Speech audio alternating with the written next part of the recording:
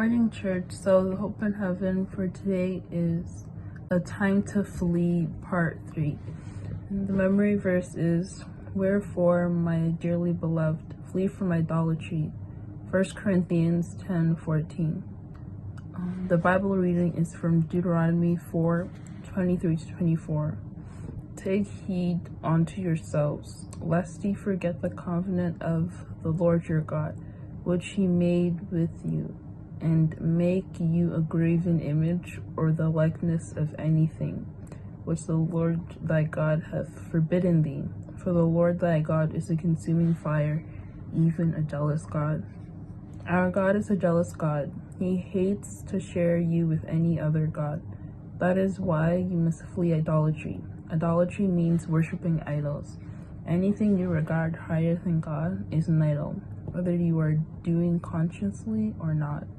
This is why you need to check who you are worshiping at every point in time. For some people, it's their job. They don't joke with their job at all. Even when it clashes with God's will, their job is priority. Jesus said, "No servant can serve two masters, for either he will hate the one and love the other, or else he will hold to the one and despise the other." You cannot serve God and mammon. Luke 16:13. The moment your source of income has become so important that it takes priority over God, you are serving an idol. Many people purposely leave most of their money at home and take just a little amount to church because they know that God can ask them to give more than they planned for. When God tells some people to sow a seed, they don't want to sow. They quickly tell their spouse because they know he or she will disagree. Then they go back to God and say, "Lord, you see that I wanted to sow, but my spouse refused." You forgot that God can see your heart. Proverbs 16:2. When God told Abraham to sacrifice Isaac to him, Abraham could have quickly told Sarah, knowing that Sarah could hide the boy. He, however, kept mute, and he didn't even say anything to the boy who was to be sacrificed. This is a heart that puts no other thing before God. God does not want any other position in your heart but number one. The moment something else is competing with God, he excuses himself.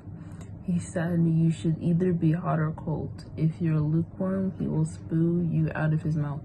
Revelations 3:16. I once told a brother that we were going for evangelism on a Monday and would like to use his car. He immediately replied that he needed to go, that he needed the car to go to work.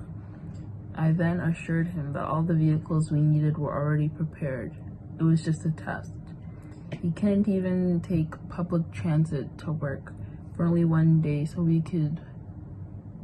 that the word of God could be preached to lost souls. At one time or the other, God will ask you to choose between his will and something or someone you love very much. I hope you choose God.